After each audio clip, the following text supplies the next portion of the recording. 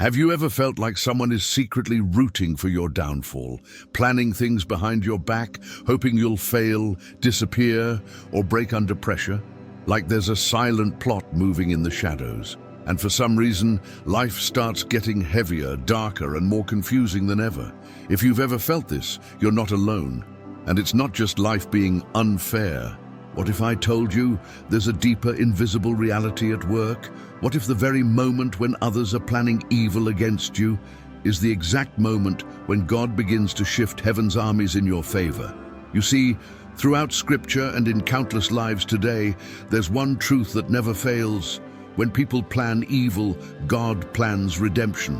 When they want to harm you, discredit you, trap you, or silence you, God sees it all. Nothing escapes him. Not the lies, not the betrayal, not the manipulation. And when God sees injustice rising against one of his children, he does not stand still. Maybe right now you're feeling the heat of opposition. You've done nothing wrong, yet rumors are being spread. Doors are closing, people are turning cold. And silently, something inside you whispers, there's a war going on that I can't even explain. Let me tell you, you're not crazy. You're not imagining things. There is a battle happening around you. But here's the truth. The enemy doesn't want you to know. God is not surprised. God is not confused. God is already working. In moments like these, when you feel like you're being cornered, targeted, or rejected, those are often the very signs that God is preparing something powerful. The enemy only attacks what he fears. If you're under attack, it's not because you're weak. It's because you're carrying a divine assignment, a purpose so strong that hell itself is trembling. But here's the twist.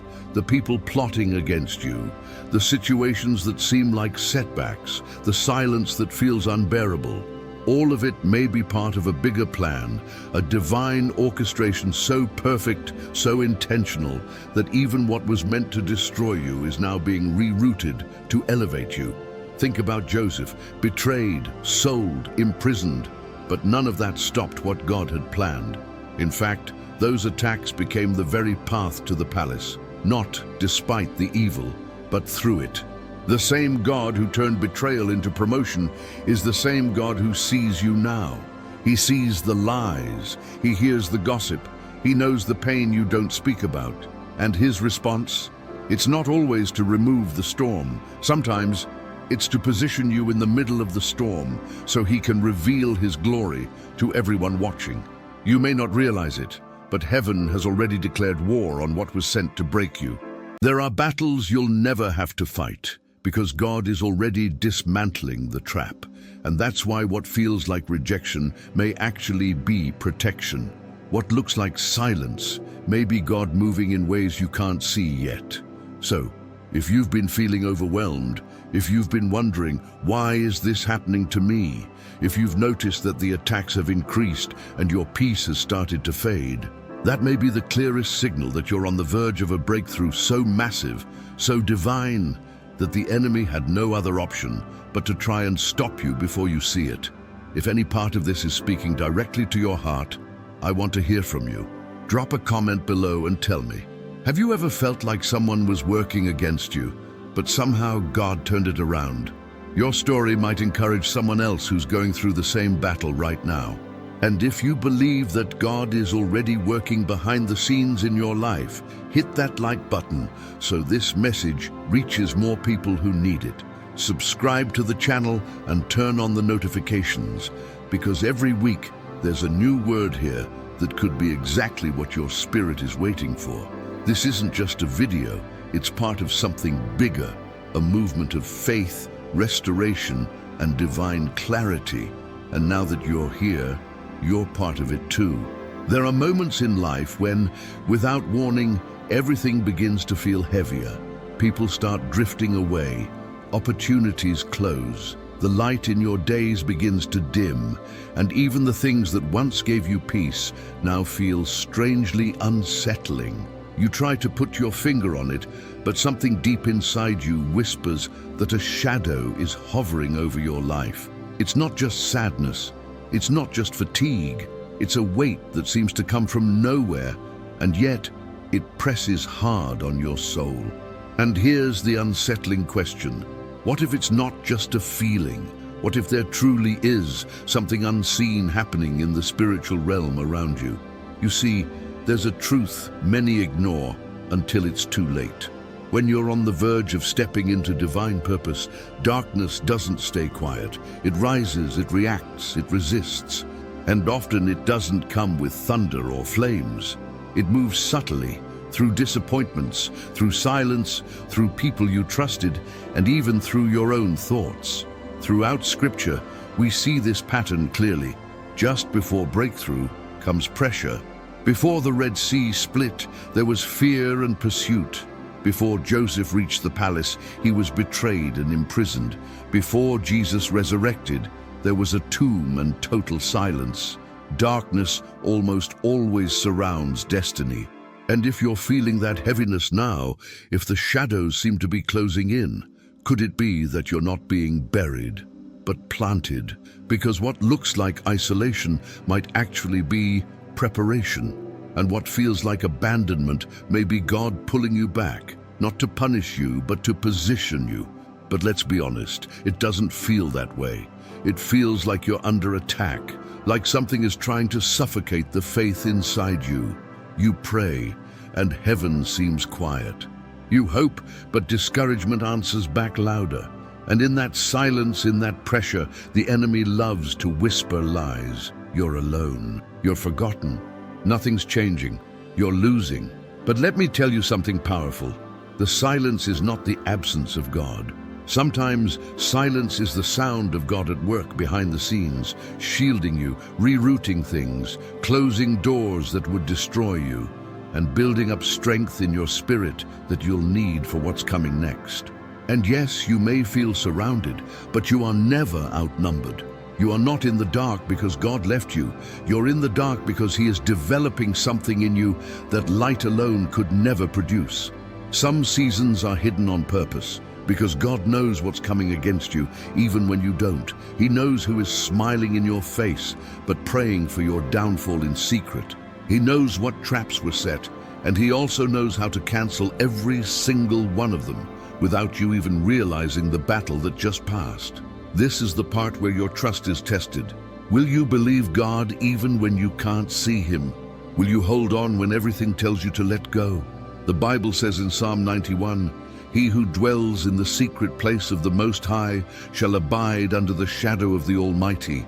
And you know what's powerful about that verse? It doesn't say God removes you from the shadow of fear. It says you dwell under His shadow.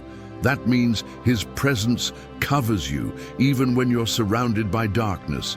What if this darkness is not your end, but the beginning of a greater revelation? So don't curse this season.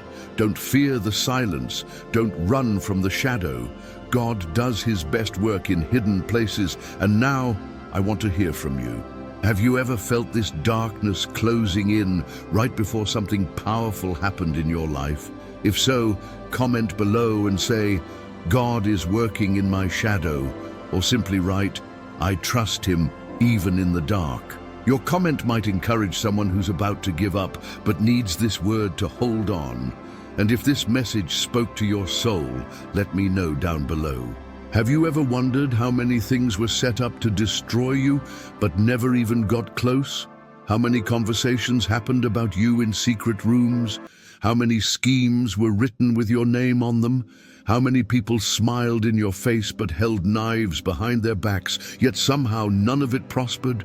You didn't see it, you didn't hear it, but something or someone was working on your behalf. That invisible hand, silent but sovereign, was already in motion, intercepting what was meant to break you. And that's where the mystery of God becomes the most profound, when He moves without needing to announce Himself.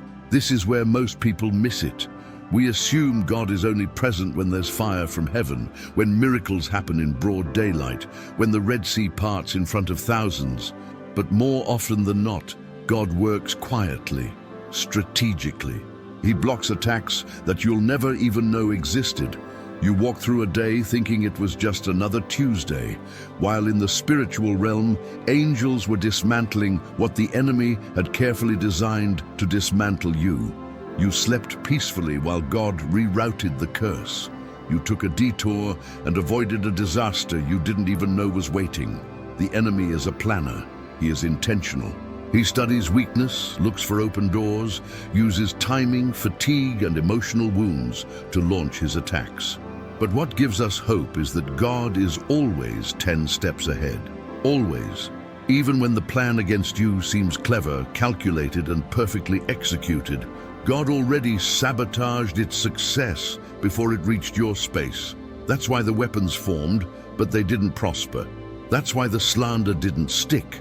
That's why the manipulation was exposed. And that's why you're still standing, even though there were moments you shouldn't have made it through. But here's where it gets even deeper. Sometimes God lets you get close to the fire, not to burn you, but to show those around you that nothing and no one can touch a child who walks under his covering. That's what happened with Daniel in the lion's den. That's what happened with the 3 men in the furnace. God could have stopped the attack earlier.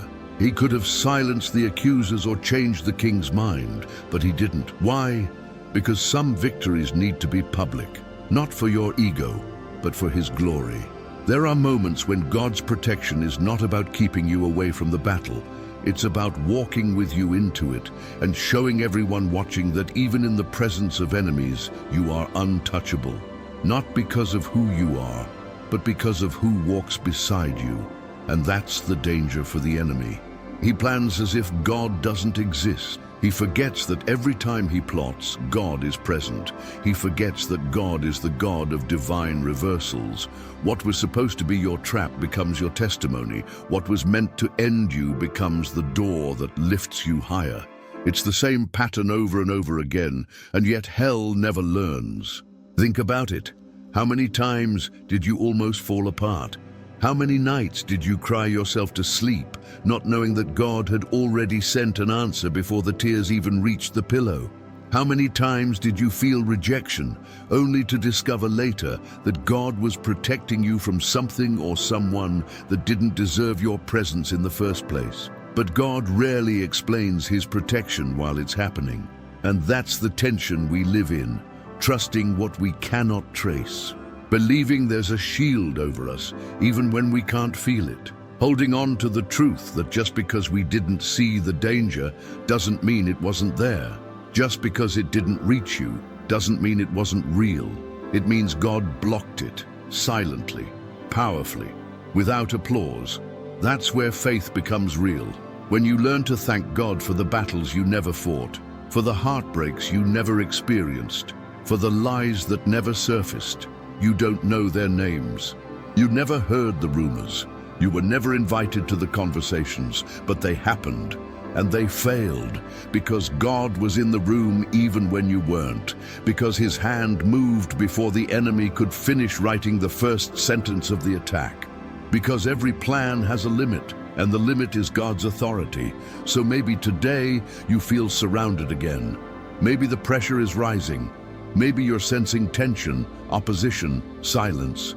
But don't be deceived by what you see. Remember, God's most powerful moves are often the quietest. He's blocking what you can't name. He's shifting what you can't sense. He's preparing a table even as the enemy sharpens his knife. And when that moment comes, when his plan unfolds, you'll realize that the invisible hand wasn't absent. It was just ahead of you all along. Now I want to hear from you.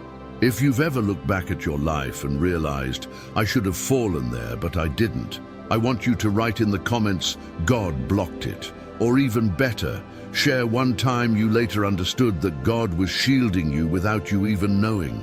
Your story might be the exact confirmation someone else needs right now to believe again. Sometimes the hardest thing to accept is that God is not moving at the pace we expected. You pray, and there's no answer. You plan, and nothing happens. You take a step of faith, and the door remains closed. It can be frustrating, disorienting, even heartbreaking, because everything in our world tells us to move fast. We live in a culture that values instant responses, rapid success, next-day delivery, and quick solutions. So when God seems to delay, we immediately question whether he heard us, whether we made a mistake, or worse, whether he's ignoring us. But what if I told you that his delay is not a denial, but a deliberate divine shield protecting you from something you can't see yet? Delay is not always punishment. In fact, many times delay is grace. Delay is God slowing you down because the next room isn't ready, or because the wrong person would walk in with you, or because the timing of the enemy is too close to your arrival. There are seasons when God literally slows you down because acceleration would expose you to warfare you're not yet built to endure. And that's not rejection, that's preparation, that's protection, that's divine strategy. Let's be honest, waiting is hard, especially when you're doing everything right. You're praying, you're fasting, you're staying faithful, and still, nothing changes. It's in those silent stretches of life that the enemy loves to whisper his lies. He'll say, God forgot you, or you're not good enough, or if God was really with you, this would have happened by now. But those whispers are smoke and mirrors designed to distract you from the truth. God delays what would destroy you too soon. Imagine you're on a plane, and just before takeoff, the captain announces a slight delay due to a technical issue.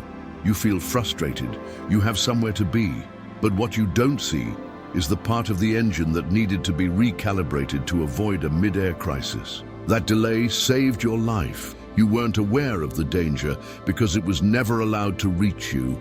The same happens in life. God often withholds what we want because if he gave it too early, it would collapse under the pressure of immaturity, wrong surroundings, or enemy interference. Sometimes he delays a relationship not because you're unlovable, but because your heart is still healing and the wrong timing would sabotage what could have been beautiful. Sometimes he delays a promotion not because you're unqualified, but because the position is surrounded by people who would crush your spirit if you entered before you were ready. And sometimes the opportunity that looks perfect from the outside is actually a trap wrapped in gold. An illusion sent by the enemy to distract you from your true path. That's why discernment is more valuable than desire. You may desire something deeply, but God discerns the outcome you can't foresee. And when you truly trust him, you stop praying for what you want quickly and start praying for what he wants completely. You learn to say, if it's not from you, I don't want it. Even if it looks good, even if I've waited long, even if I don't understand. That's not giving up, that's spiritual maturity. It's also in the delay where character is built, not in the fulfillment, but in the frustration. Patience, endurance, humility, faith, these are forged in the fire of waiting. And let's be real, no one likes that. We want the answer now. We want the blessing now. We want the breakthrough now. But God is not in a hurry. He is eternal. He works through seasons, not seconds. And if he's making you wait, it's because something in the wait is more valuable than the thing you're waiting for. Have you ever noticed that some of your greatest testimonies came from the very places where you were once the most frustrated? The delays that once made you cry became the stories that now make you bold. That season you didn't understand became the reason someone else found strength through your words. What felt like abandonment was actually alignment. And looking back, you now realize you didn't miss it. You were being saved from it. There is power in embracing the delay. There is security in knowing that your life is not random, that every step is guided, that every pause has purpose. So next time you feel like you've been forgotten, remind yourself, delayed is not denied. God's pace is not meant to match your pressure. He's not working on your clock, he's working on your calling. Now I want to hear from you. Have you ever looked back and realized that what didn't happen was actually God saving you from something worse? If you relate to this, write in the comments, "The delay protected me." Or if you're still in that season of waiting, type, "I trust God's timing." Your words might be the confirmation someone else needs right now, right in the middle of their own delay. There's a kind of protection that doesn't always feel like protection. In fact, it can feel like rejection, isolation, even abandonment. It's that season where you're not being seen, not being invited, not being celebrated, Doors close, people forget you, your name doesn't get mentioned, and while everyone else seems to be accelerating, getting opportunities, building platforms, gaining influence, you're stuck in silence. You begin to question your value. You wonder if you missed your moment. But what if I told you that this hidden season is not punishment? What if being overlooked is exactly what's preserving you for something far greater than what you could chase right now? God hides the ones he wants to shape deeply.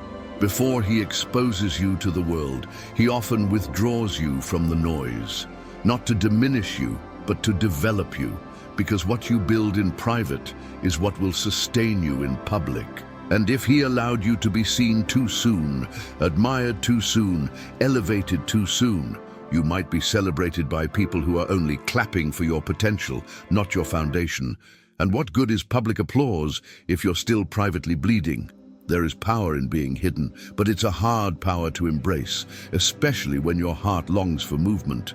We think visibility is proof of validation. We crave confirmation through attention, but attention is not always affirmation. And just because you're not seen doesn't mean you're not called.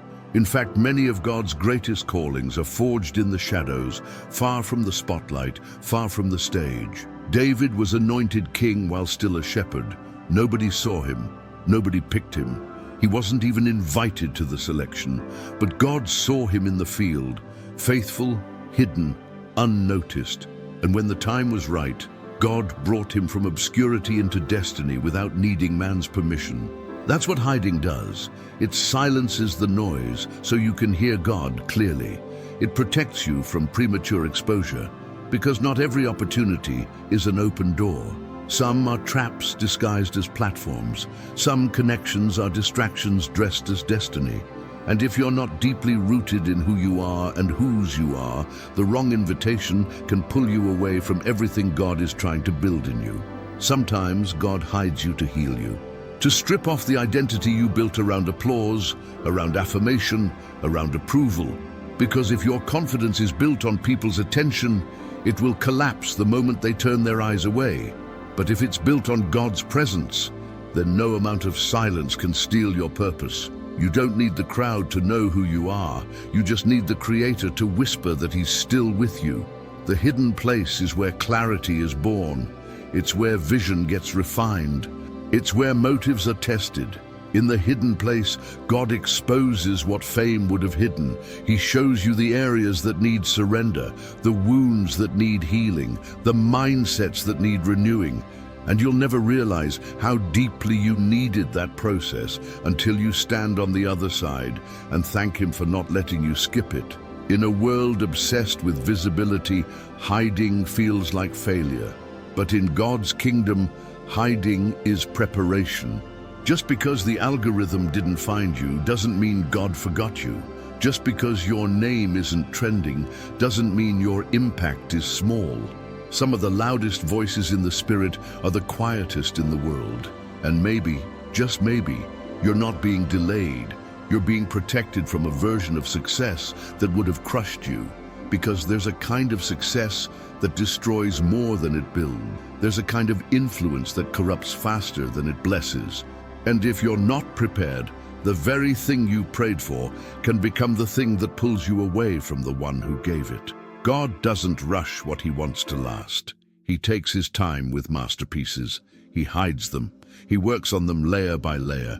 He lets the world think they've been forgotten, just so He can reveal them in a way that no one saw coming. Because when God reveals what He has hidden, no man can stop it, question it, or take credit for it. That's why the process matters. That's why the hiding matters. That's why the silence isn't wasted. You are not invisible. You are being invested in. So if you're in a season right now where you feel unseen, uninvited, unknown, don't despise it. Embrace it. Let God do what only He can do behind the curtain. Trust that what He's building in you will be far greater than what you thought you missed out on. And when the time is right, He won't just open a door, He'll announce you through it. Now let's talk. Have you ever felt like God was hiding you while others were being promoted? Did you ever discover later that the delay was really a blessing? If so, comment below with the phrase, "God is hiding me for a reason." Or if you're still in that hidden place, write, "I trust the process," because your words could be the reminder someone else needs to keep going through their own season of silence.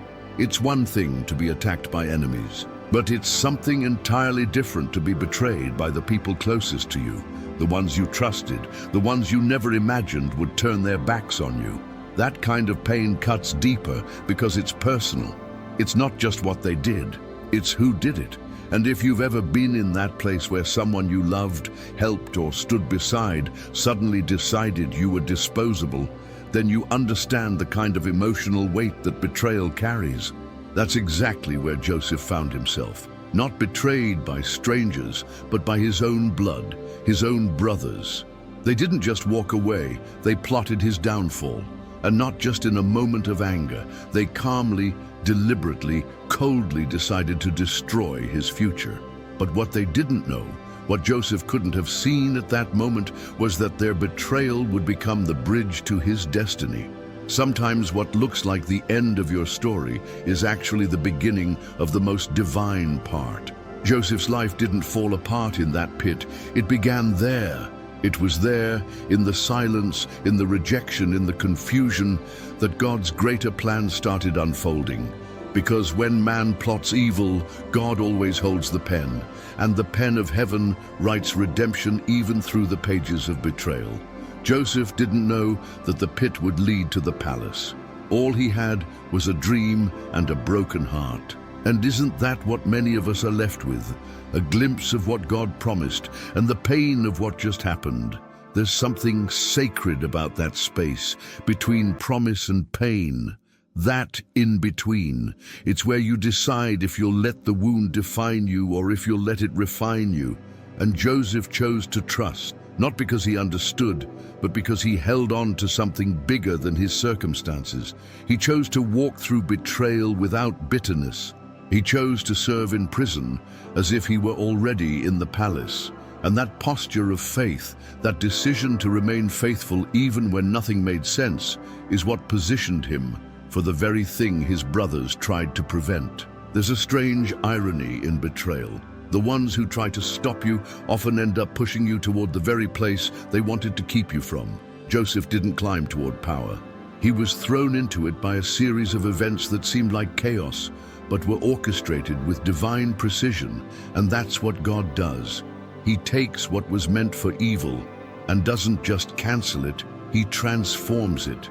He rewrites the plot with such authority that even those who betrayed you end up watching you rise. Not to shame them, but to reveal that God was always in control. And maybe that's where you are right now, in a space where you're dealing with betrayal, words that cut, silence that wounds, absence that speaks louder than presence ever did. And it feels like everything is falling apart. But what if it's not falling apart? What if it's falling into place? What if their betrayal was the very thing God allowed because it was the only way to move you out of a place that no longer aligned with your future? God doesn't waste pain. He doesn't overlook injustice, and he never abandons the one who's walking through fire with faith. That doesn't mean the process is painless. It just means it's purposeful. And when you understand that, you stop needing closure from people who never gave you truth in the first place. You stop waiting for apologies that may never come, and you start walking in peace that doesn't depend on what others say or do, because you realize that the betrayal didn't break you, it built you. Joseph could have let his trauma define him. He could have used his position to punish. He could have carried resentment in his rise, but he didn't. When the moment came, when he stood face to face with the very brothers who sold him, he didn't see enemies. He saw instruments. He looked them in the eyes and said, "You meant it for evil, but God meant it for good." That's not just forgiveness, that's revelation. That's when you realize that no matter what they tried to do, God still had the final say. So if you're standing in a season where betrayal has left you broken, I want to remind you, God hasn't abandoned you, not in the silence, not in the confusion, not in the pit. He's with you, building something so much bigger than revenge. He's writing a story that will make the pain worth it. And one day, just like Joseph, you'll look back and realize you were never out of God's hands. You were just being positioned for something greater than you could see at the time. Now, if this part of Joseph's story echoes in your heart, if you've been through betrayal and now see how God used it to strengthen you, I want you to comment, God used the betrayal. Or if you're still healing from that pain, just type, I'm trusting God through the betrayal. Your words may help someone else find hope in a moment where all they can see is hurt. There's a truth that most people only realize after the damage has been done, after the betrayal, the loss, the confusion. People plan from the level they live at, but God plans from eternity. When someone plots against you, it's always rooted in limitation. Their vision is small, their heart is filled with fear, envy, insecurity, or control, and their actions, even when calculated and cruel, are still confined by human weakness. But God sees from above. He sees the end from the beginning. He doesn't just react to their intentions. He already built a plan that overrules theirs before they ever thought of it. That's why nothing they scheme can stop what He ordained. It's easy to get distracted when you find out someone is working against you. It stings. It offends your sense of justice. It feels unfair, especially when you've been nothing but good to them. And your flesh wants answers, wants revenge, wants closure. You want to explain yourself, defend your name, set the record straight. But what if your silence in the face of their plot is actually the most powerful thing you could offer? Not because you're weak, but because you trust that God is writing something so much bigger that their little strategy can't even compete. The enemy uses people's plots to trigger emotional responses that pull you out of alignment. If he can't destroy you, he'll try to distract you. And what better distraction than betrayal, than false accusations, than delays caused by other people's manipulation? But God's plan is never threatened by chaos. His will doesn't tremble when your name ends up in someone's mouth. In fact, the very thing they try to use to block you, God can flip in an instant to bless you, because his strategies are always higher. One of the hardest things to understand in moments of attack is that God sometimes allows the plot to unfold, not to destroy you, but to expose what couldn't be seen in peace. Sometimes pressure is the only thing that reveals hidden motives. Without the storm, you wouldn't know who's really with you. Without the shake-up, you wouldn't realize that certain doors were actually traps. So while they think their plan is working, God is watching it fall into his design, layer by layer. Remember, the enemy doesn't know everything. He can guess. He can watch your patterns, he can influence people, but he doesn't have God's sight. He doesn't have God's voice. He doesn't know how it ends. So when people plan to hurt you, betray you, sabotage you, they're doing it without realizing that God already took it into account. That means what was meant to block you might actually redirect you to something greater. Their trap might be the detour that leads you straight into your purpose. Look at how Jesus handled it. Judas was part of the table. The plot to kill him was already forming, but Jesus didn't panic. He didn't try to expose Judas in front of everyone. He allowed the plan to move forward because he knew this betrayal would lead to crucifixion, and crucifixion would lead to resurrection.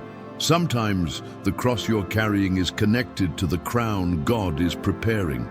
And the people trying to take you down don't understand that they're actually pushing you into destiny. This is why spiritual maturity is essential.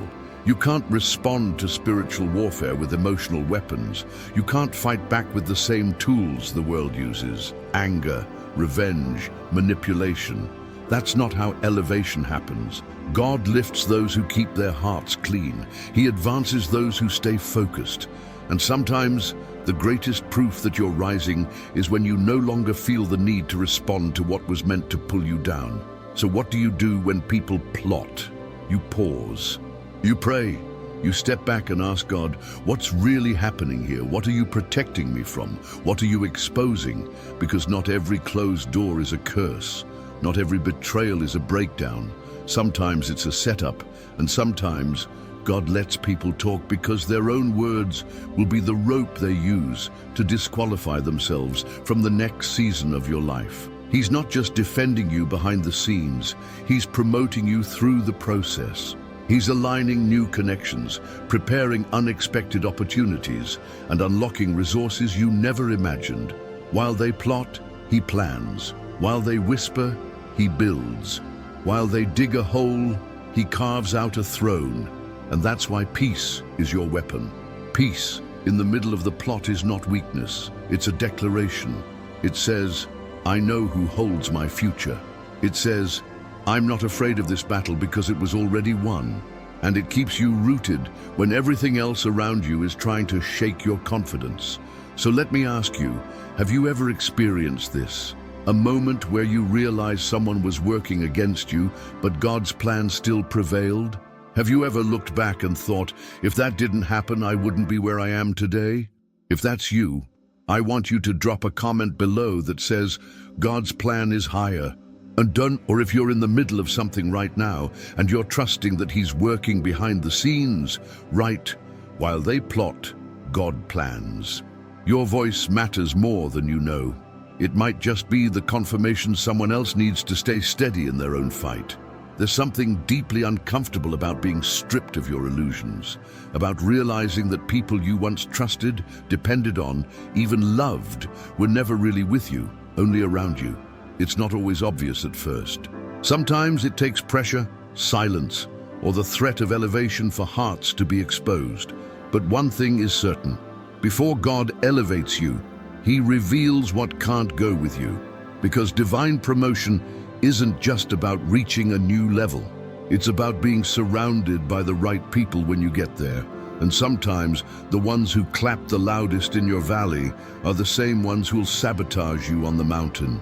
We often pray for elevation, for breakthrough, for doors to open. But what we don't always realize is that new levels require new discernment. You can't carry old alliances into new seasons if those alliances were built on convenience instead of covenant. God knows that, and he loves you too much to let you walk into your next with people who will celebrate your anointing publicly and curse it privately. So he tests hearts. He exposes motives, and the most painful part, he lets you see it for yourself. Sometimes the revelation comes in the form of silence. The people who once supported you no longer show up. They distance themselves, not because of what you've done, but because of what God is about to do in you. Your growth triggers their insecurity. Your obedience exposes their compromise. And rather than confront their own stagnation, they criticize your movement. But don't take it personally. It's spiritual, and it's necessary, because God never elevates without separation. It happened with Abraham. God told him to leave everything behind, his country, his people, his father's household, because what God wanted to do with him required isolation first. The promise was too big to be shared with small minds. And you may not be leaving a physical place, but you're shifting spiritually. And that shift will make some people uncomfortable. It's not your fault, it's the cost of calling. And instead of forcing people to understand your process, trust that God is making room for people who will honor your purpose, not just your presence. We sometimes try to hold on to people because of history, but we've been through so much together. They were there when no one else was, and that may be true. But longevity doesn't always equal loyalty. Some people were meant to walk with you for a season, not for a lifetime. And when God starts revealing hearts, don't ignore the signs. Pay attention to patterns. Watch what people say when you're not winning. Watch who celebrates your growth and who gets quiet when the spotlight touches your life. And it's not just about people, it's also about your own heart.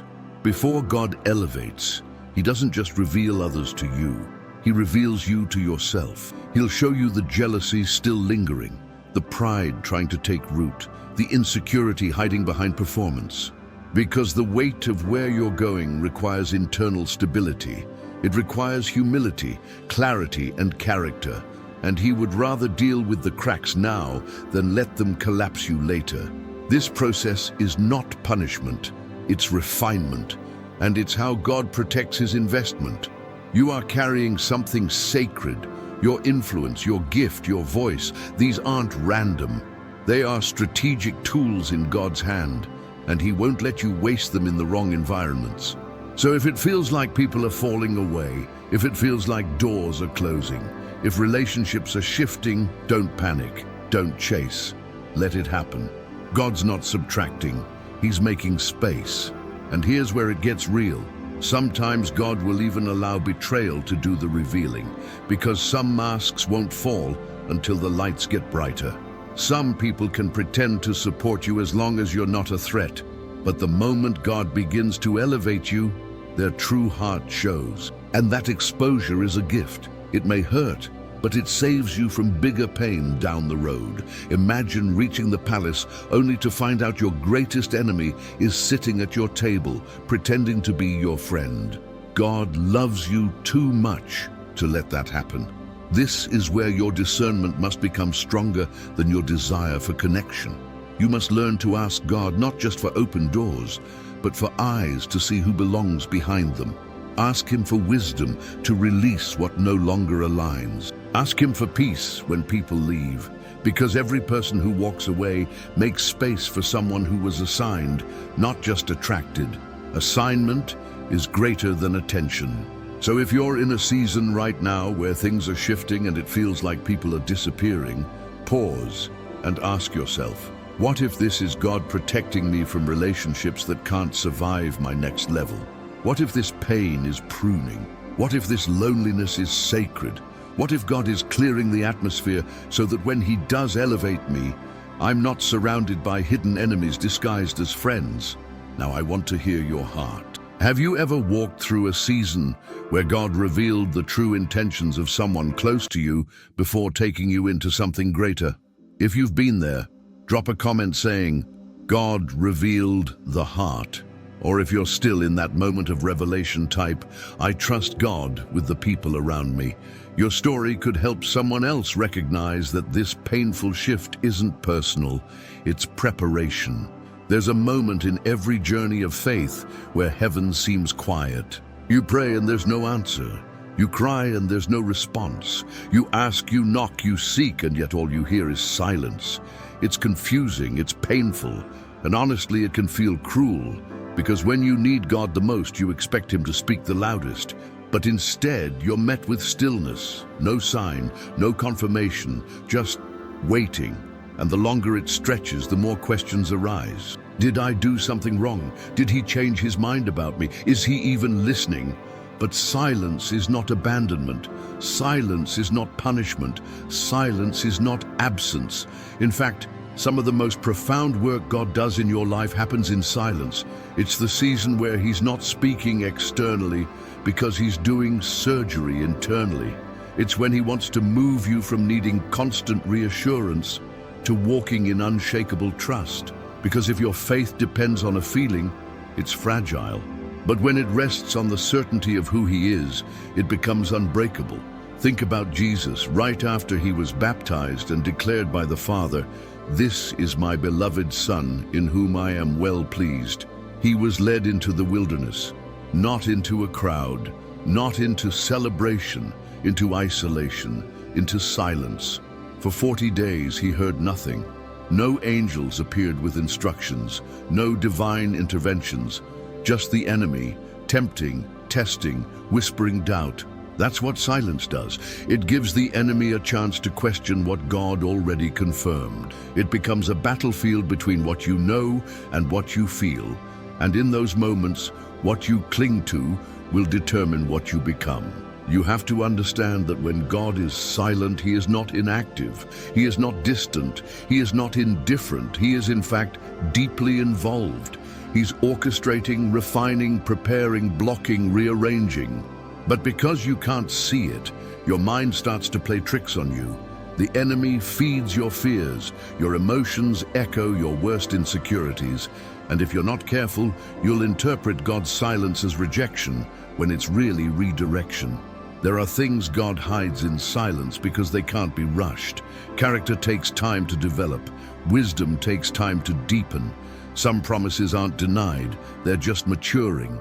And God would rather you walk through a quiet season with strong roots than give you a quick breakthrough with no foundation.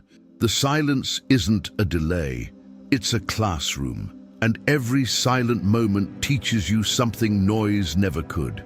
It's in silence that you learn to discern. You begin to notice subtle shifts in your spirit. You stop depending on voices around you and start tuning in to the still, small voice within. You grow sensitive to peace. You stop chasing confirmation from people and start trusting the conviction of the Spirit. That's where intimacy is born, not through constant noise, but through stillness. And yes, it's frustrating, especially in a world that's addicted to feedback. We want likes, comments, applause. We want instant clarity. But God doesn't operate on digital speed. He operates in divine timing, and His silence forces you to slow down, to let go of control, to lean not on your own understanding. It's in the silence where self-sufficiency dies and dependence is born. The silence also separates you from distraction. It strips away the unnecessary. You realize how much of your faith was built on noise, on worship music, on sermons, on feelings, and how little of it was built on the word alone. When the music fades and the lights go out and no one is watching, do you still believe? That's what silence asks. Not just what you feel, but what you really believe. Some of the greatest miracles in Scripture were preceded by silence. Lazarus was dead for 4 days. Mary and Martha heard nothing, and just when they thought it was too late, Jesus showed up. Not rushed, not worried, not apologetic. He arrived with resurrection in His voice. That's the God you serve. One who may be silent but is never late. One who may not answer how you expect, but always answers better than you imagined. So if you're in a season right now where God seems quiet, I want you to shift your perspective. Instead of asking, "Why is He not speaking?" start asking, "What is He trying to develop in me?" Maybe you don't need another word.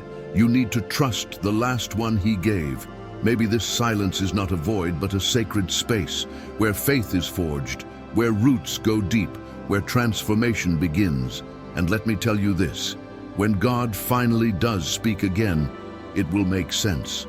Every delay, every tear, every unanswered prayer, it will all come together. And you'll realize He was there the entire time, holding you, strengthening you, preparing you.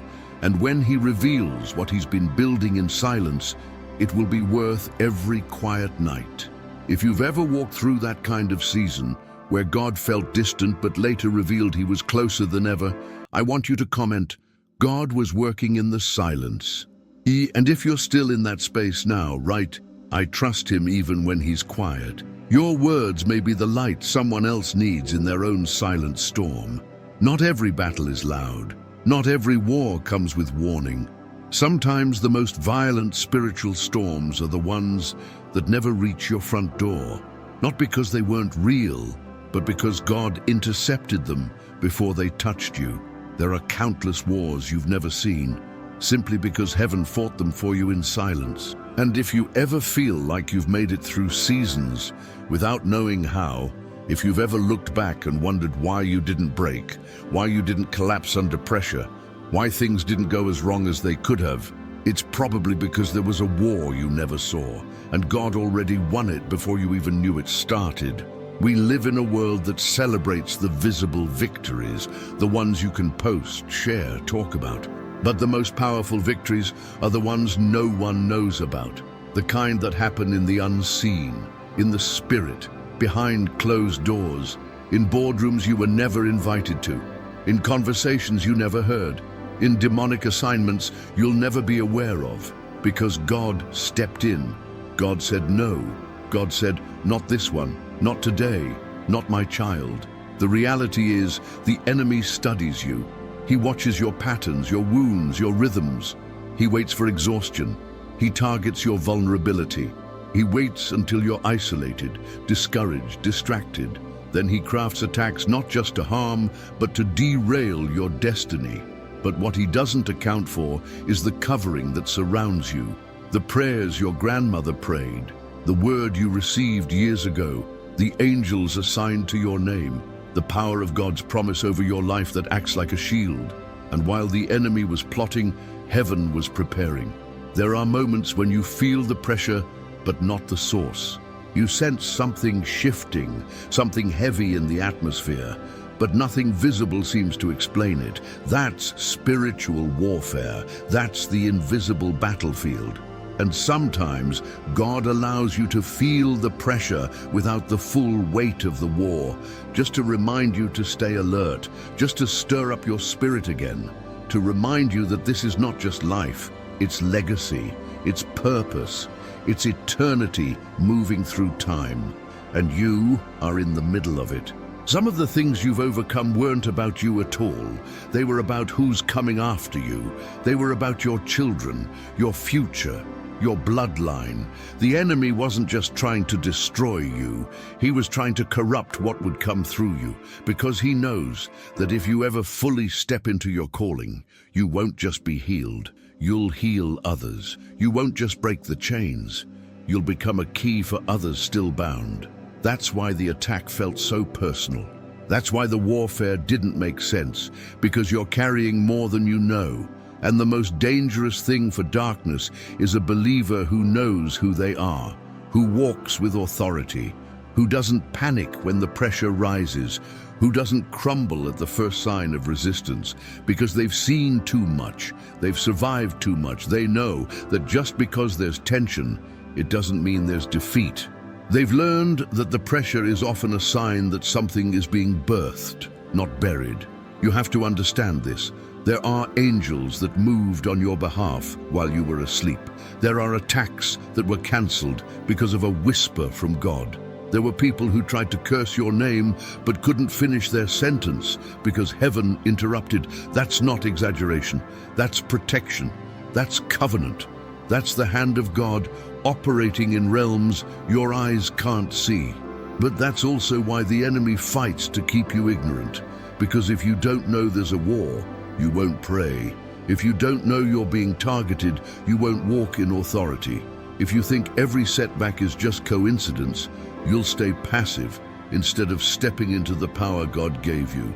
But once you become aware, once you recognize that this is a spiritual fight with spiritual weapons, you stop letting temporary things distract you from eternal victories. You begin to speak life when death tries to linger. You begin to worship when fear wants to dominate. You begin to declare truth when lies try to invade your thoughts. That's when the war shifts. Because it's not just God fighting for you. It's you aligning with heaven, using your voice, your faith, your obedience as weapons of war. And the more you align, the more the enemy has to back off. Not because you're loud, but because you're grounded. Not because you're perfect, but because you're positioned. So maybe right now you don't feel like a warrior. Maybe you're tired. Maybe life has been heavy. But don't confuse fatigue with failure. You're still here. You're still standing. And that's proof that the war you didn't even know was happening. God already won it. He blocked it. He reversed it. He rerouted it. And now, even as the enemy scrambles, you're walking forward into territory he tried to keep from you. If you've ever sensed that something tried to take you out but didn't succeed, leave a comment below and write, "God fought for me." Or if you feel like you're just now waking up to the fact that there's more going on spiritually than you realized, type, "I'm aware of the war and I'm ready." Your words could help someone else realize they're not crazy, they're not weak, and they're definitely not alone. There's something about divine vindication that hits different. It's not about revenge. It's not about proving people wrong. It's about God making a public statement that his hand has been on you the entire time. The moment when he doesn't just restore you in private, but blesses you in front of the very ones who doubted, mocked, betrayed, or abandoned you. That moment when he doesn't hide your breakthrough, he puts it on display. Psalm 23:5 says it clearly. "You prepare a table before me in the presence of my enemies." And that verse isn't just poetic, it's prophetic. Because when God sets the table, no one can cancel the invitation. We often think of success as something we achieve through effort, hustle, strategy. But there's a kind of success that can't be manufactured. It can't be bought. It can't be manipulated. It's the kind that only heaven can release. And it usually comes after a season of silence, misunderstanding, loss, and pain. That's why the table isn't just a blessing. It's a statement. It's God saying, I saw what you went through. I heard what they said. I watched what they did, and now I'm going to show them who you really are, not with words, but with favor. But here's what we often miss. Before the table comes the valley. Psalm 23 doesn't start with a feast. It starts with a walk through the shadow of death, that dark place, that confusing season, that time when nothing made sense and everything felt out of control. You were praying, fasting, trusting, but nothing seemed to shift, and yet you kept walking. You didn't stop, you didn't quit. You kept moving through the valley, and that's what qualified you for the table. Not perfection, but perseverance. That's why the table means so much, because it's not just about what's on it, it's about what you survived to sit there. The tears no one saw, the prayers you whispered when you had no strength left, the nights you cried yourself to sleep asking God why, the mornings you got up anyway, even when your heart was still broken. All of that, the pain, the pressure, the process, it wasn't wasted. It was preparation. And now God says, sit down. I've prepared this for you. But notice something else. He doesn't say, in the presence of your friends. He doesn't say, in the presence of your supporters. He says, in the presence of your enemies. Why? Because sometimes the best way to respond to the people who tried to ruin you is to let God bless you in front of them. Not with arrogance, not with pride, but with peace, with grace, with favor that speaks louder than any explanation ever could. The table becomes your testimony. And here's where it gets deeper. When God prepares the table, He also controls who sees it. You don't have to broadcast your success. You don't have to chase validation. You don't have to prove anything. God will make sure the right people witness the right moment. That's the beauty of His vindication. It's timely, it's targeted, it's intentional. And when it happens, you'll know. It wasn't your doing, it wasn't coincidence, it wasn't luck, it was divine. But sitting at the table requires something from you too. It requires a clean heart. It requires that you don't carry bitterness into your blessing, that you don't let past offense poison your present favor, that you can look at the people who hurt you and not seek revenge, but walk in restraint, because the same God who prepared the table will also fight the battles. You don't have to lift a finger. You don't have to throw shade. Just sit, just receive, just stay in position. There's also something powerful about the timing of the table. It rarely comes when you expect it. It usually comes when you've stopped trying to force it, when you've surrendered, when your heart has healed, when you've forgiven. That's when the atmosphere is right for elevation. Because God doesn't just care about where you're going, He cares about how you arrive. And He'll wait until you're ready to receive the blessing without it destroying your soul. And maybe that's where you are right now. Maybe you feel like you're in the valley. Maybe you're still surrounded by voices that doubt you, discourage you, or discredit you. Maybe the enemy has been working overtime to convince you that your story ends here. But I need you to hear this. The table is coming. It's being prepared even now. The place is already set. The oil is already flowing. The cup is already being filled. All you have to do is stay faithful, stay grounded, and stay close to the shepherd. Because when He says it's time, no voice, no system, no attack, and no lie can stop what He's about to do. If you've ever walked through a valley and felt like giving up, but God brought you through it, and now you're stepping into that table season, leave a comment below that says, "The table is ready." Or if you're still in the middle of the process and trusting God to prepare what's ahead, type, "I'm staying in position." Your comment might be the exact word someone else needs today to keep walking through their own valley with hope. There are moments in life when everything you believe in seems to fall apart right in front of your eyes. When the plan collapses, when hope feels crushed, when you look around and nothing makes sense anymore. And in those moments, it's easy to assume that defeat has won, that darkness had the final word, that all the prayers, all the obedience, all the sacrifices were for nothing. That's exactly what the cross looked like. To those who watched it unfold in real time, it was not glorious. It was brutal. It was humiliating. It was painful. It was, in every earthly sense, a defeat. Think about it. The Messiah, beaten, mocked, stripped, bleeding, hanging like a criminal. The one who was supposed to save Israel, now dying publicly in agony.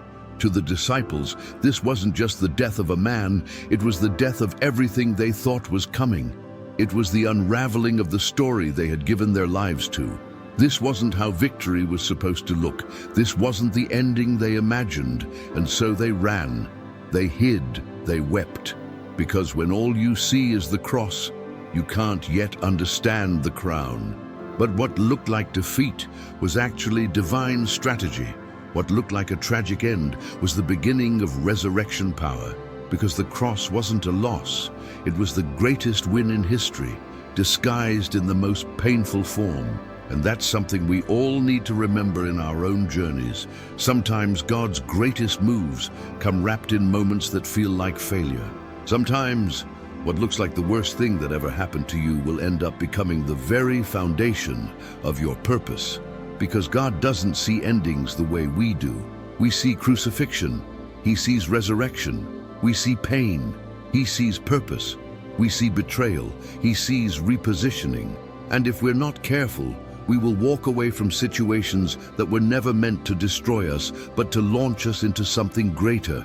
We'll call something over when heaven is saying, I'm just getting started. That's why the cross is so powerful. It reminds us that even when everything looks like it's falling apart, heaven is not nervous.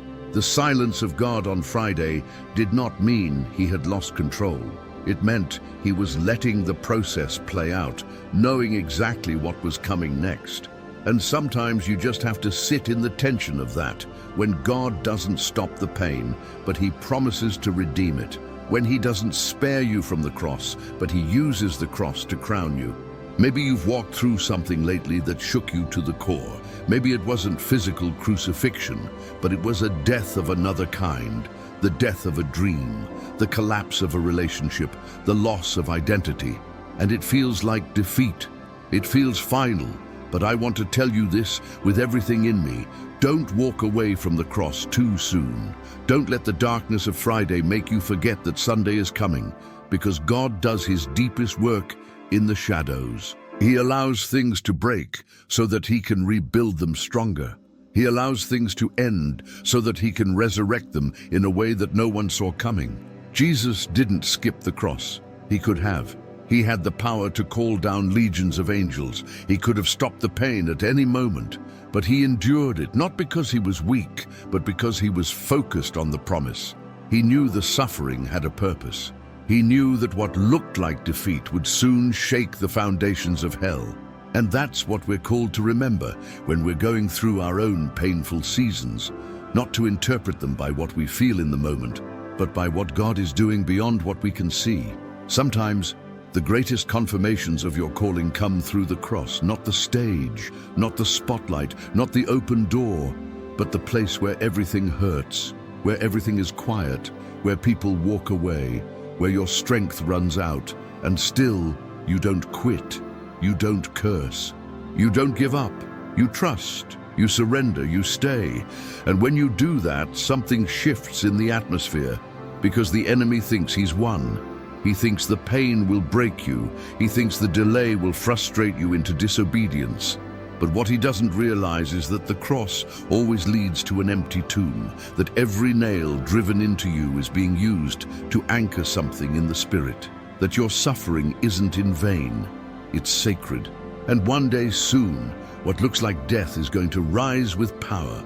If you've ever gone through a season that looked like defeat, but later you saw God's hand in it and realized it was actually the beginning of something powerful, I want you to write in the comments, the cross was not the end. Or if you're still in the middle of your Friday moment, not yet seeing the resurrection, type, I'm trusting God in the dark. D. Your words can become someone else's reminder that even when everything looks lost, God is still writing the story.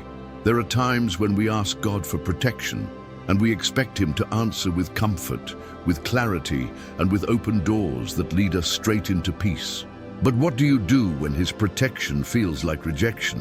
What do you do when the door closes, the person leaves, the opportunity vanishes, and you're left standing in confusion, wondering why something that felt so right suddenly ended?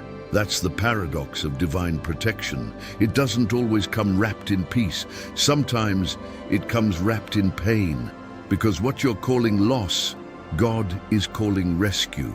And what feels like a setback may be the very shield He's using to guard your destiny. We've been taught to associate God's protection with visible blessings, good health, safe travels, unexpected favor. But some of His greatest acts of protection are the ones we never praise Him for because we never knew what He saved us from. The wrong relationship that didn't work out, the job that fired you out of nowhere, the circle that stopped including you, the delay that disrupted your plans. These moments often leave us wounded, confused, even angry. But what if those very things were the answer to a prayer you didn't know you were praying? Sometimes God removes you, not because you're not good enough for something, but because that's the insecurity hiding under charm, the hidden agendas, the spiritual compromise, the future heartache, the trap disguised as favor. And because He loves you too much to let you walk into destruction smiling, He interrupts the plan. And to your heart, it feels like betrayal, but in heaven's eyes, it was mercy. Think about the Israelites. When God led them out of Egypt, He didn't take them on the shortest route. He took them the long way through the wilderness. It looked like a delay. It felt unnecessary. But Scripture says He did it on purpose. Because the shorter route passed through enemy territory and the people weren't ready for war. He knew what they could handle. He knew what would crush them, so He rerouted them. And sometimes that's exactly what He does with us. He sees what's ahead, and instead of letting us walk straight into collapse, He detours us through wilderness, not to punish us, but to protect the promise. But here's the thing, protection in disguise often feels like punishment, especially when we're attached. Especially when we've built dreams around something, especially when we've fasted and prayed and believed that this thing, this door, this person, this place was the one. It takes real maturity to say, God, I trust you even though this hurts. I trust that if you're removing it, you're rescuing me. And that level of trust only comes from intimacy, from knowing His nature, from believing that He's not just powerful, He's good. And sometimes protection doesn't just come in the form of closed doors. It comes through conviction, that uneasiness in your spirit, that gut feeling that something isn't right. That check that tells you not to go, not to respond, not to continue. You can't always explain it, but you feel it. That's not paranoia, that's discernment. And when you ignore it, you often find yourself needing the kind of rescue that could have been avoided. That's why learning to recognize the voice of protection is so important. It's not always dramatic. Sometimes it's just a whisper. What's wild is that some of the things you're most bitter about right now might end up being the biggest thank you prayers in your future. You'll look back and say, God, I wanted that so badly. I thought that was it, but now I see you were saving me. You were shielding me. And that's the moment everything clicks, the peace returns, the anger dissolves, and you start to see just how much God's no was really a yes to something better. It's not easy, though, especially in a culture that tells you to chase what you want, fight for what you feel, force your way into every room. But in the kingdom of God, surrender is strength. Yielding to His plan is victory. And when you choose to believe that His protection is perfect, even when it's painful, you start to walk in a peace that no closed door can steal. So maybe you're in that place right now. Maybe something just fell apart. Maybe you feel left out, let down, disappointed.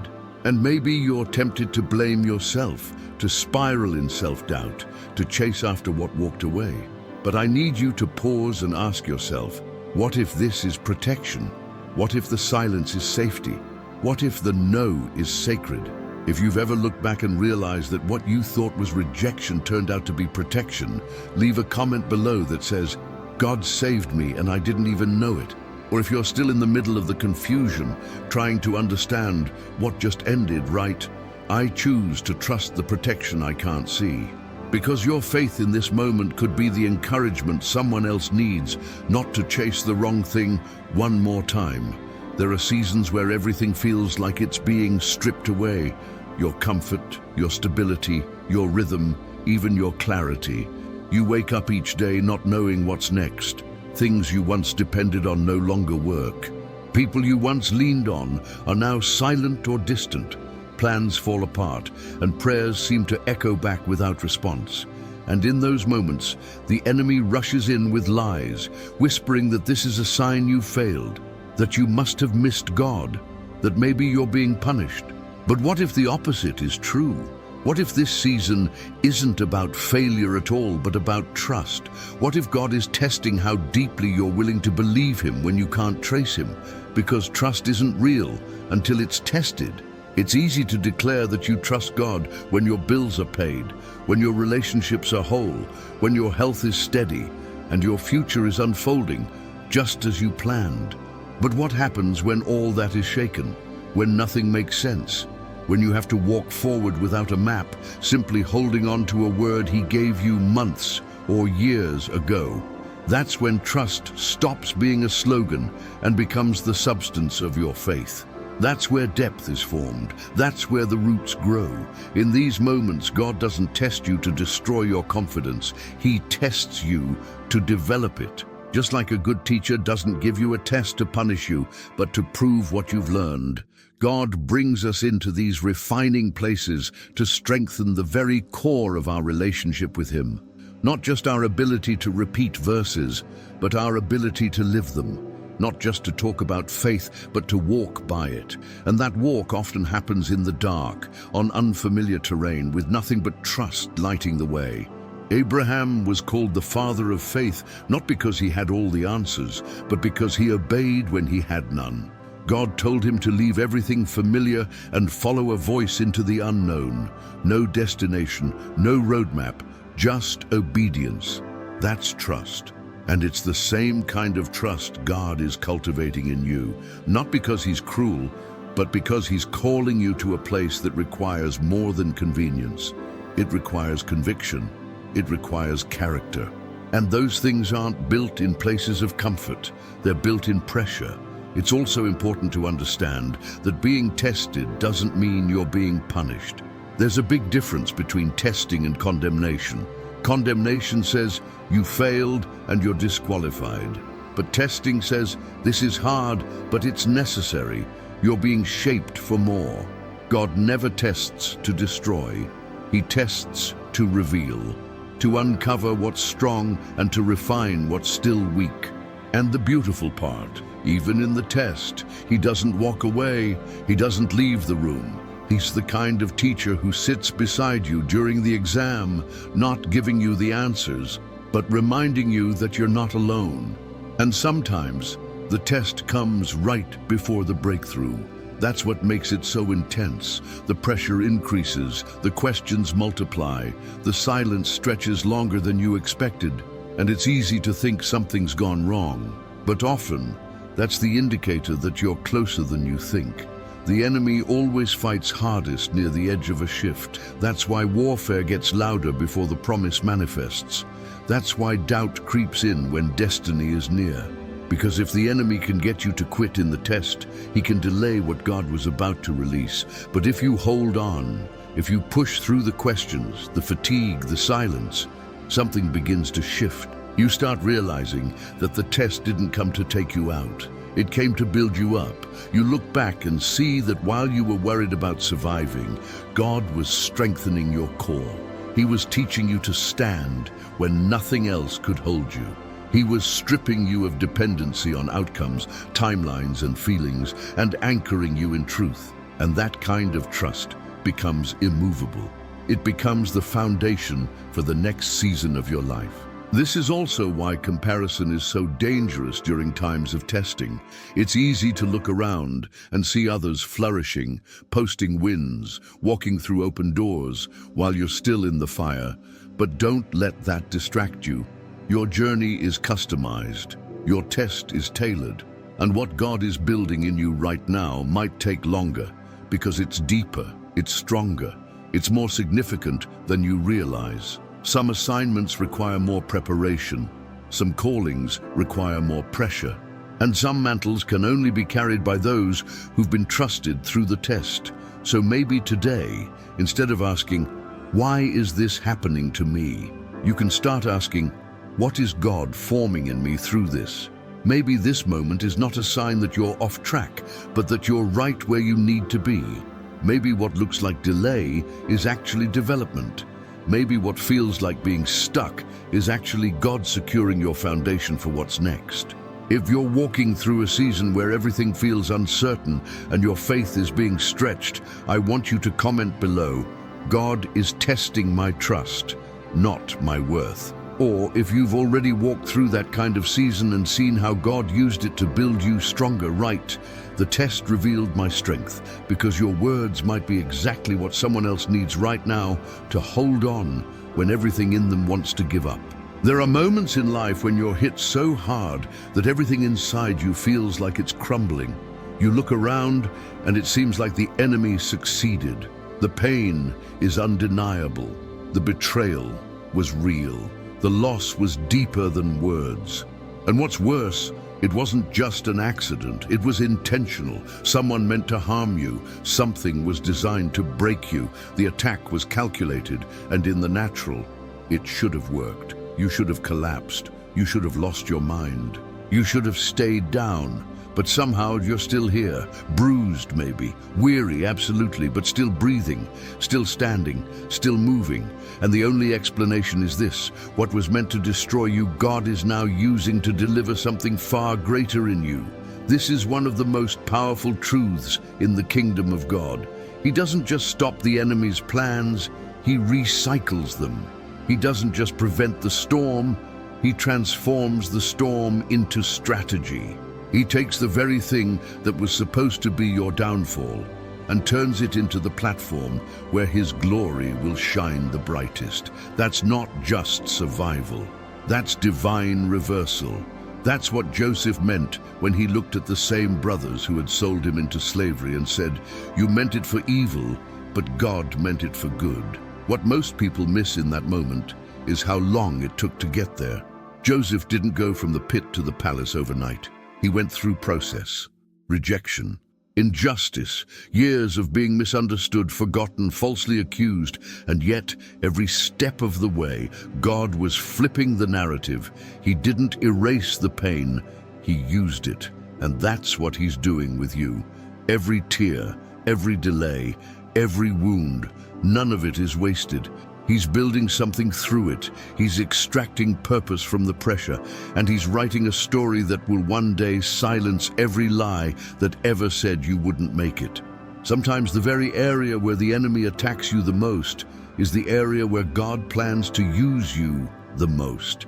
That's why the battle has been so intense. That's why it's felt so personal, because you're not just carrying your own healing, you're going to carry healing for others. You're not just overcoming depression, you're going to help others overcome it. You're not just surviving grief, you're going to carry a mantle of comfort for people who thought they'd never laugh again. And the enemy saw the seed before you did, so he tried to uproot it with trauma. He tried to distort it with shame. He tried to bury it with fear. But here you are, growing anyway, because that's what God does with those who trust him in the fire. He refines them. He doesn't remove the memory, but he removes the sting.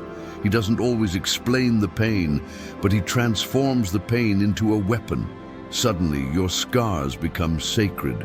They stop being reminders of what broke you and start being proof of what God rebuilt in you.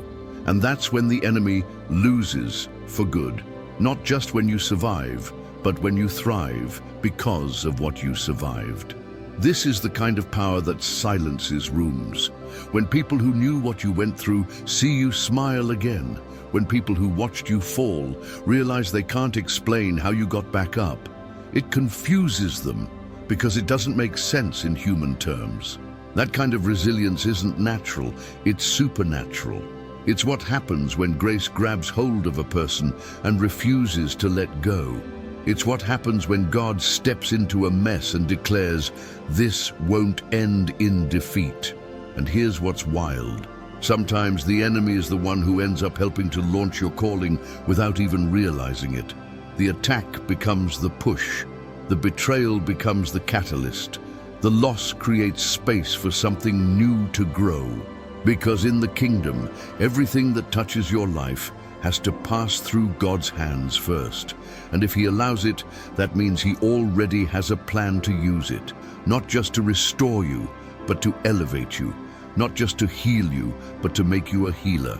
But you have to decide not to stay in survival mode. You have to choose to see yourself not as a victim of what happened, but as a vessel of what God is building. It's a mindset shift. It's waking up every day and saying, "This didn't destroy me, so it must be destined to develop me." And even when you don't feel it, even when you don't see how yet, you trust that nothing is wasted. Not the trauma, not the setback, not the delay. All of it is raw material in the hands of a creator who specializes in resurrection. If you've ever gone through something that was meant to break you, but now you can see how God is using it to strengthen you or even bless others, I want you to comment below, "God is using what hurt me." Or if you're still in the middle of the pain, but holding on to the belief that He's going to use it right, this pain has a purpose. Your words could give someone else the faith to believe that their worst moment might still become the beginning of their best testimony. There are moments in your life where it feels like you've reached a dead end. You've been obedient, you've followed God's voice, you've stepped out in faith, and suddenly you're standing in front of a Red Sea with nowhere to go. Behind you, the enemy is gaining ground. Around you, panic is rising, and in front of you, just waves. Nothing but deep, uncrossable water. This is the place where doubt tries to scream louder than faith. This is where the enemy whispers, "See, you should have stayed where it was safe. This is where it ends." But what if I told you? The Red Sea wasn't your trap, it was His. The story of the Red Sea is more than just a historical miracle.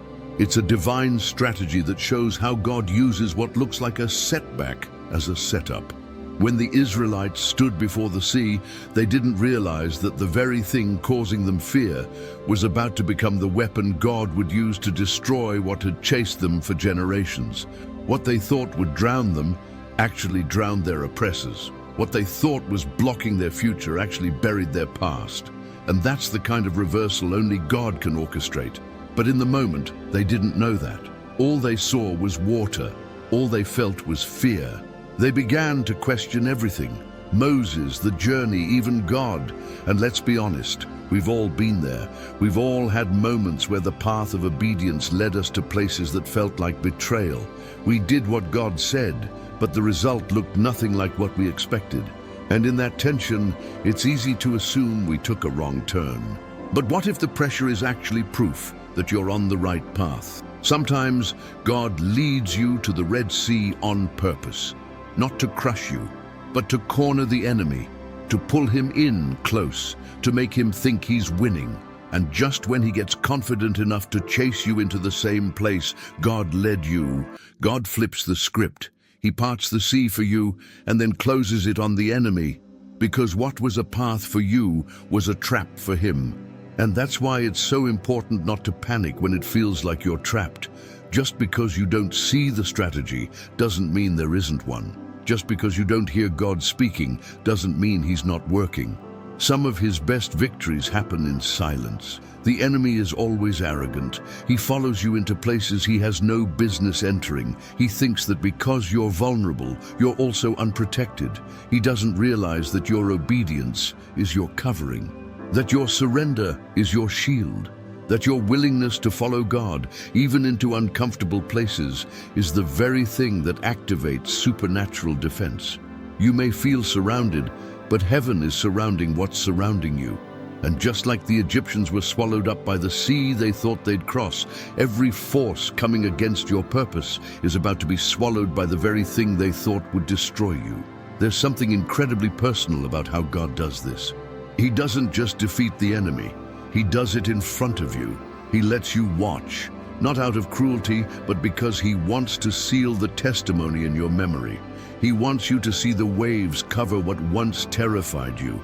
He wants you to remember that the thing you thought would kill you was under His control the entire time. Because the next time you face a Red Sea, you'll know it's not the end. It's a passage. It's a transition. It's the scene before the miracle. And you'll also learn to trust the stillness before the shift. The Israelites had to stand still before they could walk forward. Moses had to raise his staff before he saw the waters move. There's always a moment of pause before breakthrough, a breath between the panic and the parting, and in that breath, everything hinges on your ability to trust, to stay, to not run back to Egypt just because the unknown looks scary, because Egypt is familiar, but it's also bondage, and God didn't bring you this far to return you to slavery. He brought you here to set you free, but freedom doesn't always feel like freedom at first. Sometimes it looks like chaos, like last-minute escapes, like seas that don't part until your toes touch the water. But that's how faith works. It requires movement before the miracle. It demands belief when nothing around you agrees. And when you choose to trust anyway, you step into something that logic can't explain and the enemy can't stop. So if you're standing in front of your own Red Sea right now, wondering why God would lead you to a place that feels impossible, I want you to remember this. It's not a trap for you. It's a setup against what's been chasing you. God didn't bring you here to drown.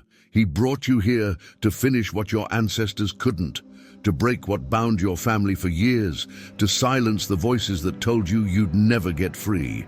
If you've ever seen God turn what looked like a dead end into the start of something miraculous, drop a comment below and write, "What blocked me, blessed me." Or if you're still standing at your sea, unsure of what's coming, write, "I trust God at the shore." Because your faith, even while you wait, can shift the atmosphere for someone else standing right beside you. Rejection is one of those words we all try to avoid. It carries weight.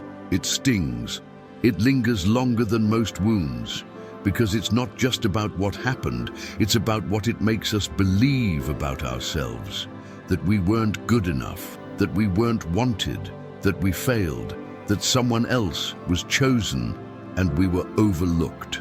Rejection has a way of echoing louder than truth if we're not careful. And yet, if you look closely through Scripture, through life, through your own story, you'll begin to see a pattern.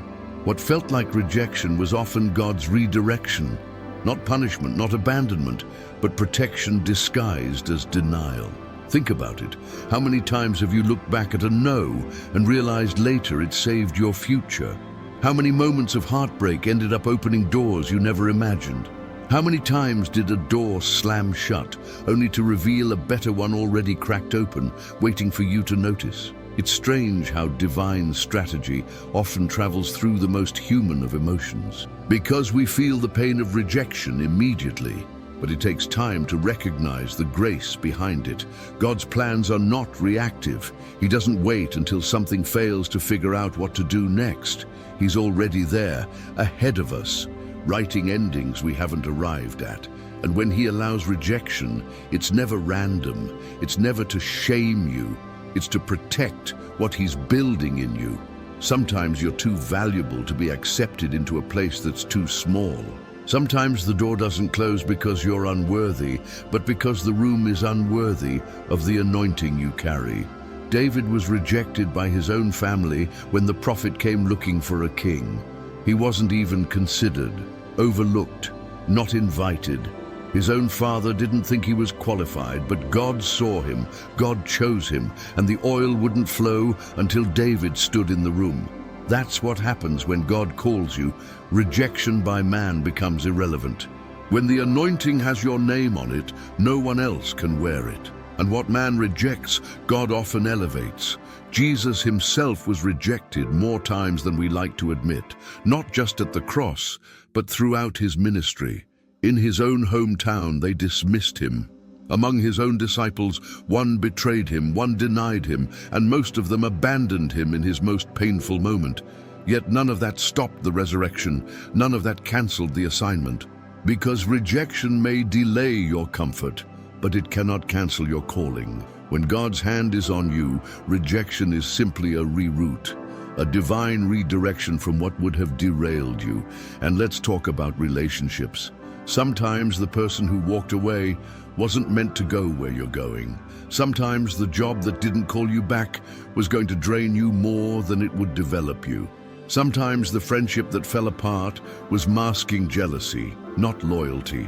And sometimes God ends things quietly because he knows we'd try to keep them alive out of fear. He lets them walk away so we don't keep dragging dead weight into a season that requires freedom and focus. But rejection hurts most when we've made something an idol, when we've tied our identity to someone else's acceptance. That's why it shakes us so deeply, not because we lost something vital, but because we forgot who we were without it. That's why God allows it, to bring us back, to remind us that our worth is not in their approval, in that title, in that platform, in that opportunity. Our worth was sealed long before they ever said no.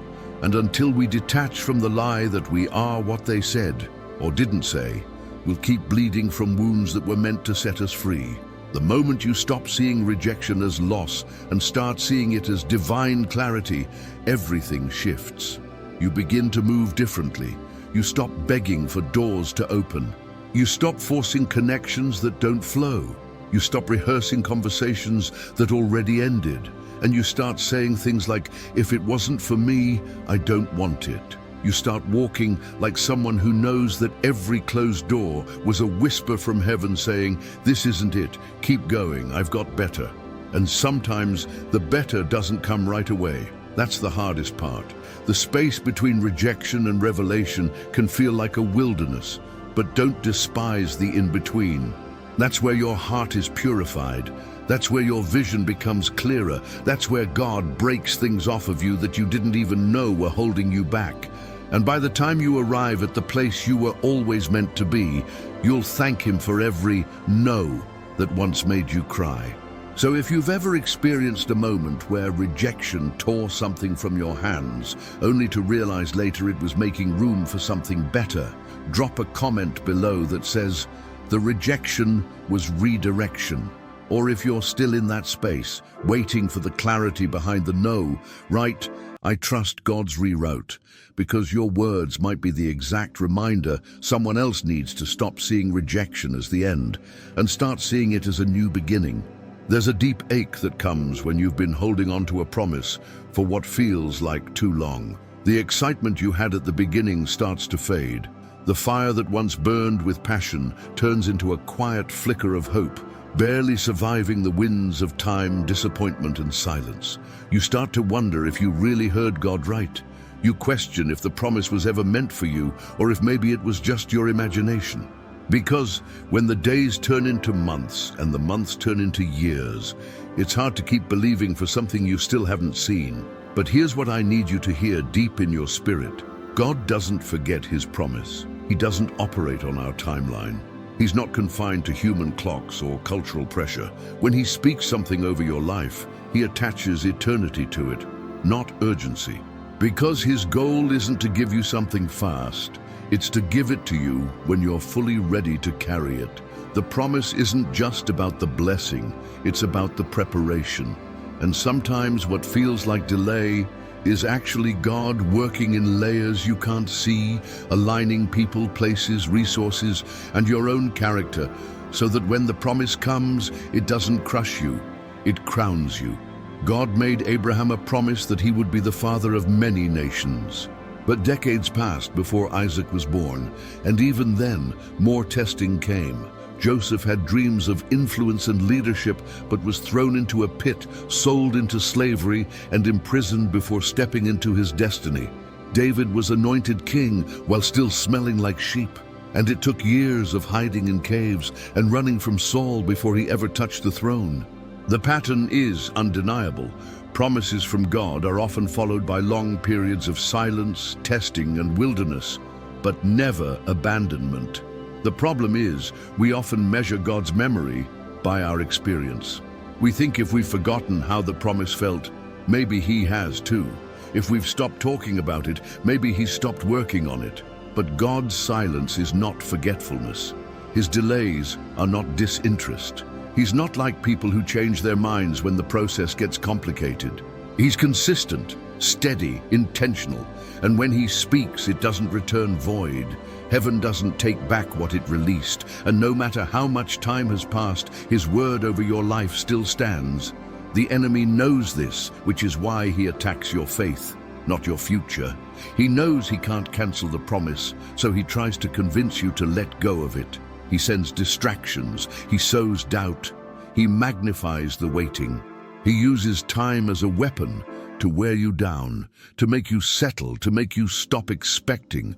But what the enemy doesn't realize is that every second he delays the promise only increases the weight of your testimony. What should have taken 1 year but took 5.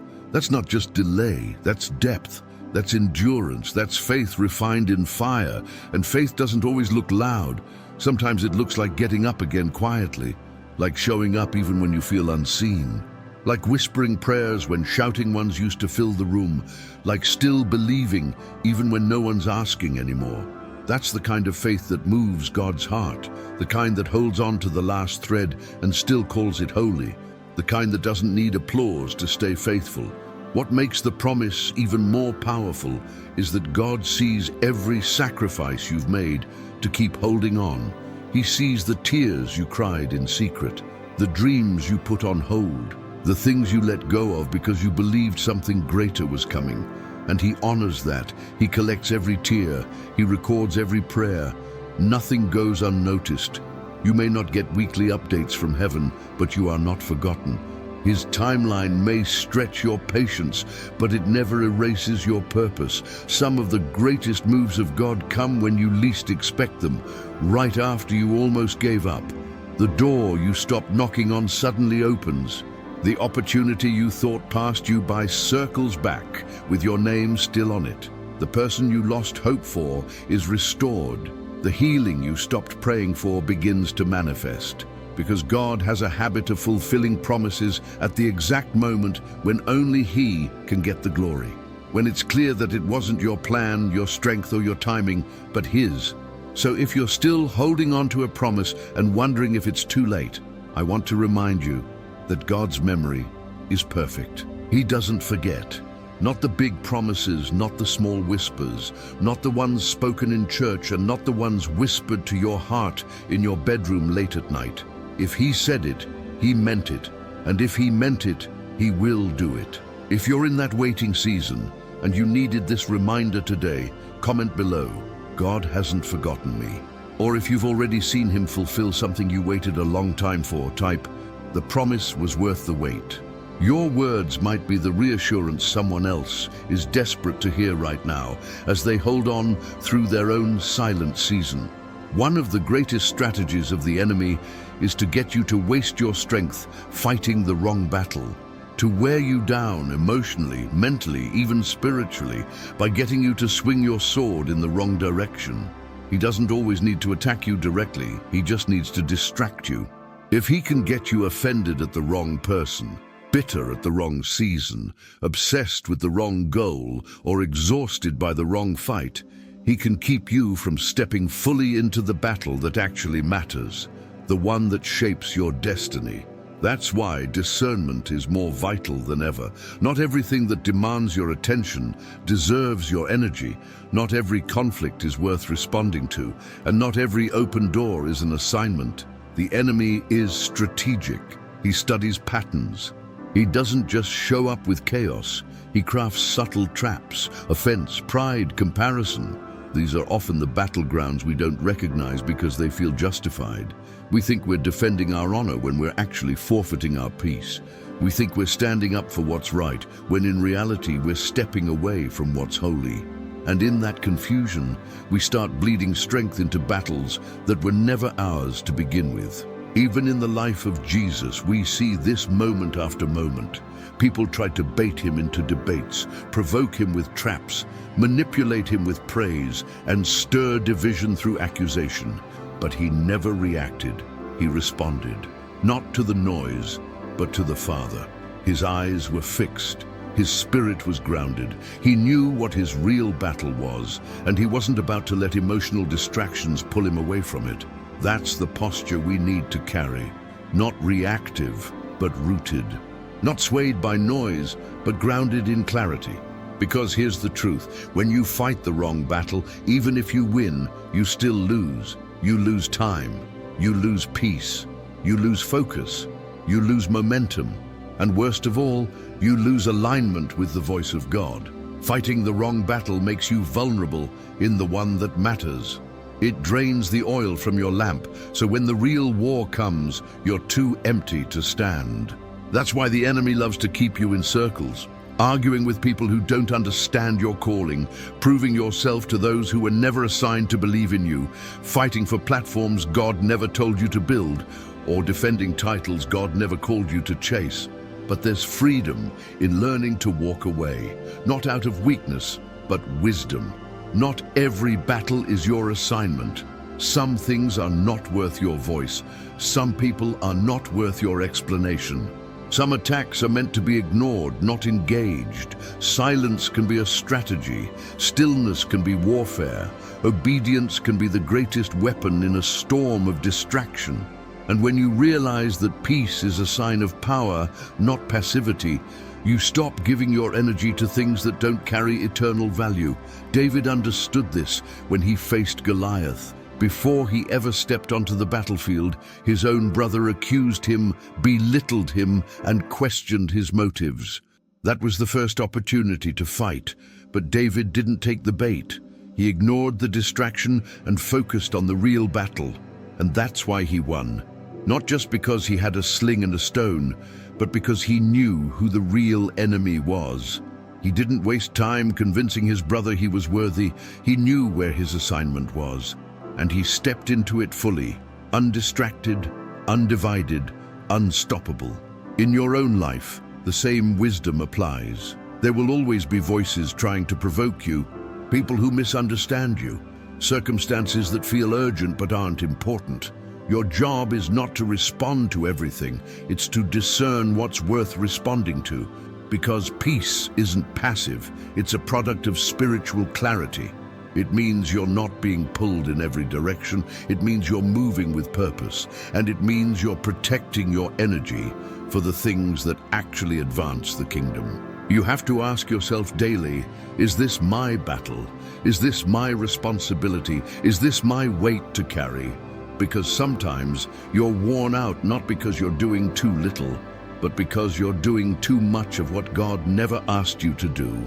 You're intervening where God wanted space. You're defending what God already justified.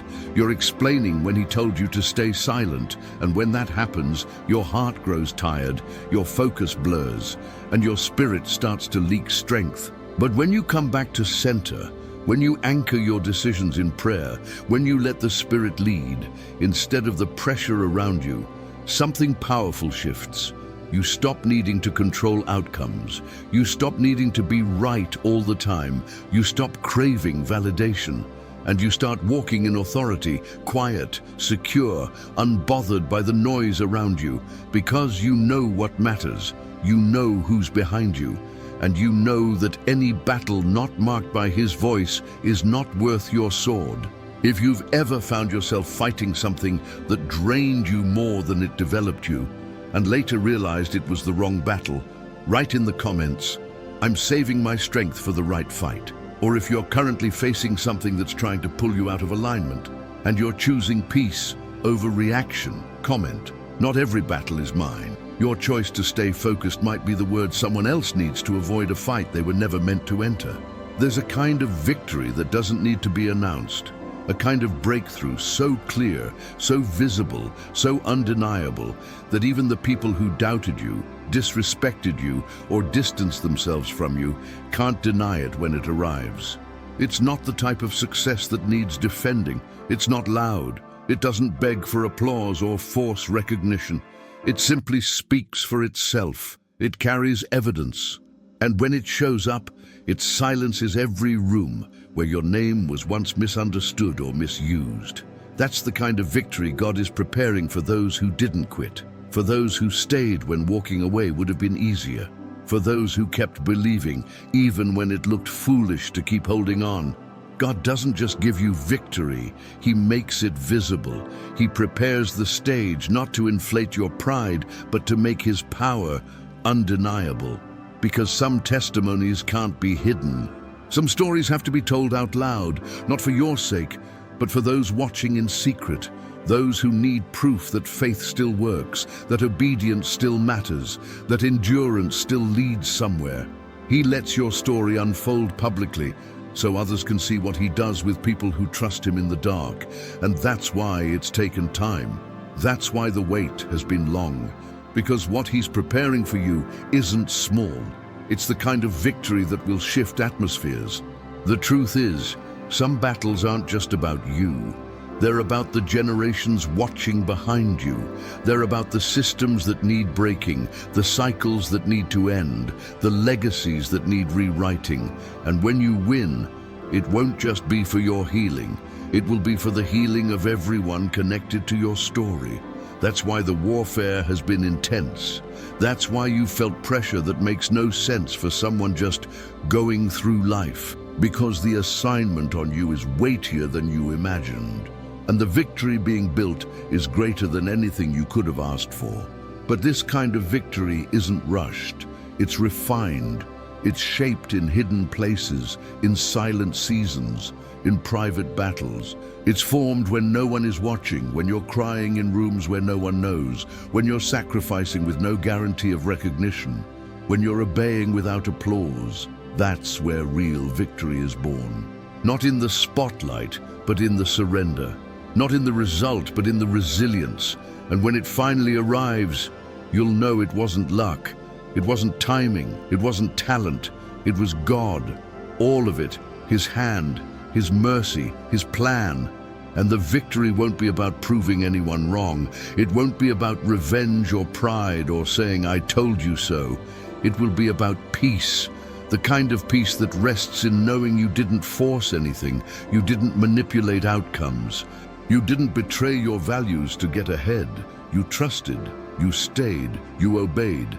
And now you're walking into something so undeniably marked by God that even your enemies will have to acknowledge it. That's why you can't give up now. Not here. Not after everything you've already survived. Not after all the nights you wrestled in prayer, all the moments you wanted to walk away but chose to stay planted. Because the weight of your endurance is producing something glory can't deny. The longer the process, the louder the proof. The deeper the suffering, the stronger the story. And the victory God is crafting will be a display of His goodness, not your striving. He's the one who gets the glory, but you get the testimony. And don't be surprised when people start asking how you did it, when doors that once closed start opening again, when people who overlooked you suddenly remember your name. It won't be because of your strategy, it'll be because of your surrender. That's what draws favor. That's what attracts acceleration. It's the posture of a heart that says, even if it takes longer than I want, I still trust that what God promised me is worth the wait. You don't need to rush to defend yourself. You don't need to try to force anyone to see what God is doing. Let the fruit speak.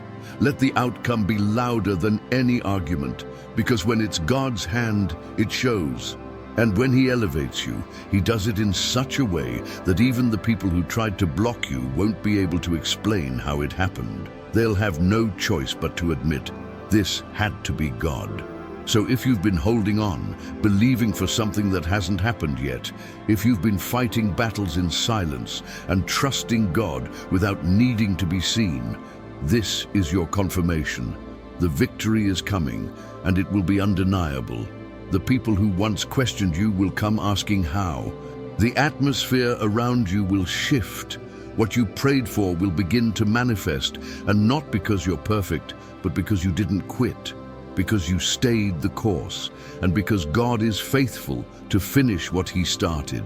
If you needed this word today, drop in the comments. My victory will speak for itself. Or if you've already seen God do something undeniable in your life, write, God made it clear. And your declaration might remind someone else that their fight is not in vain, and that the victory they're waiting for is already being written, one unseen move at a time. If you've made it this far, it means this message spoke to something deep inside you, and we want to know what that was. How did this video impact your heart? What part resonated the most with your journey? Take a moment and leave a comment below. We read each one, and your words could be the encouragement someone else needs today. And if you haven't already, make sure to subscribe to the channel so you don't miss the next life-changing word. Click that like button to support this mission of spreading truth, healing, and hope to more people around the world. And don't stop here. There's another powerful message waiting for you in the next video, already on the end screen. Keep walking with us. Keep growing. Your transformation is just beginning.